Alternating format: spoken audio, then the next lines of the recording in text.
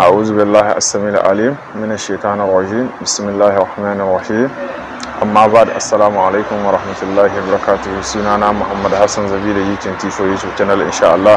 Kamar kowane lokaci muna tunatar da yan uwan musulmi, muna tunatar da su ta wajen bangaren addinin mu namu na musulunci da faɗakarwa da abubuwa dai daban-daban da ya shafi addinin musulunci insha Allah.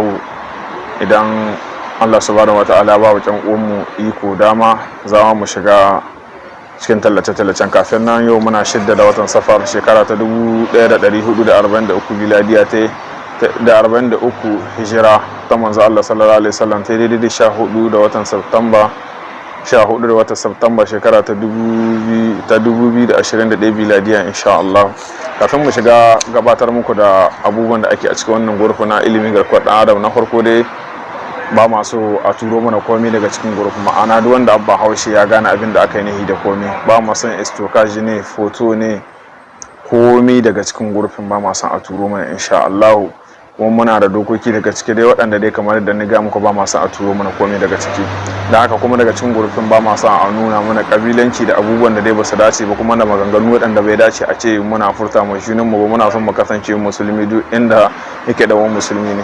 Yanzu za mu shiga cikin tallace-tallace gurufin namu na ilimi garkuwar ɗan adam. Kakin nan akwai tambaya mabudin ilimi, neman ilimin matasa, islami kamata zalla, sana'a, sa'a da sauransu insha Allah. Yanzu gurufin mu na harko shine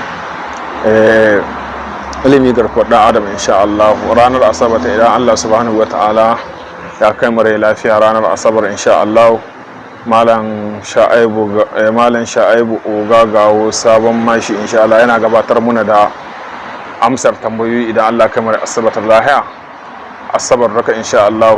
Malam Sha'aibu Oga Gawo sabon mashi idan muka fito ranar asabar da safe muka zo muka yi tambayoyin mu, to idan lokaci za a rufe gurufin kaɗan ne, saboda idan malam Sha'aibu samu damar fitowa ya amsa mana tambayoyin mu ranar asabar da Allah subhanahu wataala kamar lafiya. Ranar lahadi malam Abubakar Kaduna yana gabatar muna da littafi mai suna fiqhut tariqa. Kowa zai fito da sahi idan malam ya fito ya gabatar muna, da gaba mu kuma mambobi za mu fito mu karanta. Idan lokaci shi ma za a rufe, in ya samu lokaci Allah subhanahu wataala ba shi lokaci ya fito ya gabatar muna da wannan karatun insha Allah.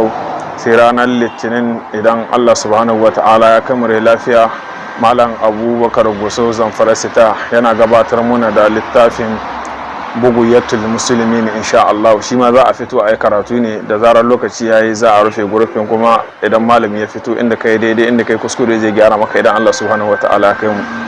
Sai ranar talata idan Allah subhanahu wataala ya kai mu, malam Nazifi Jafar Darge yana karanta mana littafi mai suna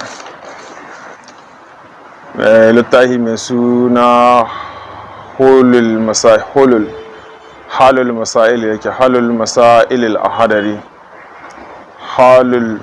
al-ahadari insha Allah. Idan Allah subhanahu wataala kai mu ranar talata insha Allah, malam Nazifi Jafar Darge yake amsa mana insha Allah.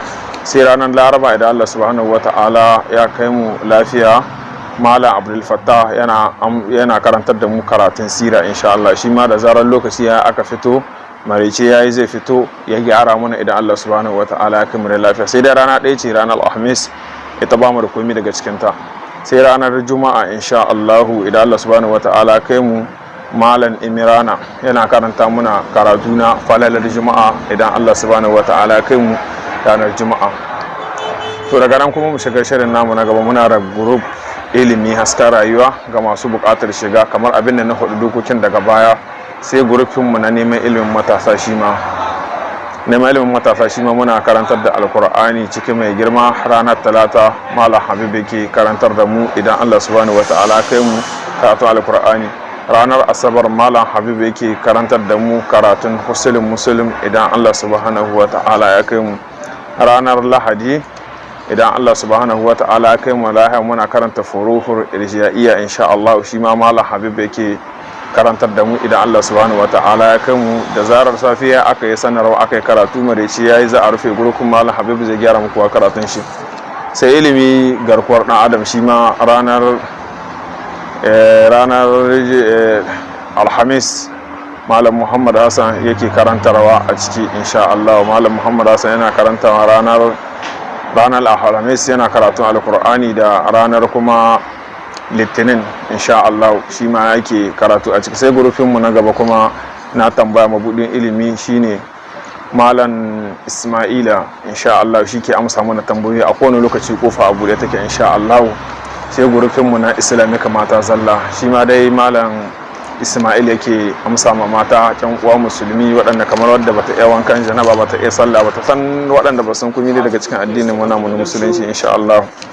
Ya Muhammad, assalamu alaikum wa rahmatullahi wa barakatuh. A duka ne muka ka karshen tallace mu, da Allah can uwa duk wanda ga wannan bidiyo idan ya birge ce mana sharing shi zuwa ga sarwa can uwa musulmi, saboda su garzaye su karaso su zo a shiga wannan tafiyar mai tarin albarka. Saboda wannan tafiyar ta gurub ba don kuma muku fita muke tallaba, saboda akwai waɗanda ba su iya wankan janaba, wanda bai iya arwalla, wanda bai iya kwanciya da iyali, wanda bai san komai daga cikin addini shi na musulunci. Shi sa muke talla idan ɗan uwa suka samu sanarwar mu su shigo, ba don komai saboda kowa ya karu, saboda yanzu duniyar ga ta yanzu ga baki ɗaya mu daga mu waye ilimi na addinin musulunci ya isko ka har karkashin bisa garan da kake bacci. Da hakan ga zan ce muku duka magana muka karshen shirin mu. Sunana Muhammad Hassan, Jazeera G24 YouTube channel.